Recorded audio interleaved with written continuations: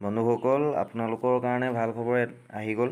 আপোনালোকে অলৰেডি গমেই পাইছে আৰু নিউজতো পাইছে, বিভিন্ন ইউটিউব চেনেলবিলাকতো পাইছে, আপোনালোকে আপডেটবিলাক পাইছে অলৰেডি।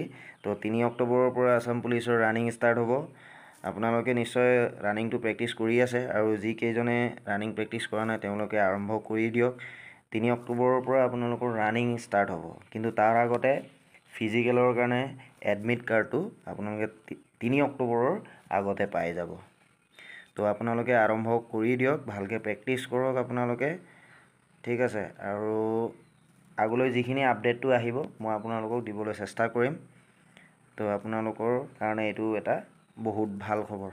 আপোনালোক একদম দিনে নিশা ৰাত দিন চব এক কৰি দিয়ক, আপোনালোকে পূৰা প্ৰেক্টিছ কৰক আপোনালোকে ভালদৰে। আৰু নেক্সট যিটো আপডেট আহে, কিবা আপডেট গম পাওঁ, সেইটো আপোনালোকক মই জনাই দিবলৈ চেষ্টা কৰিম। ধন্যবাদ।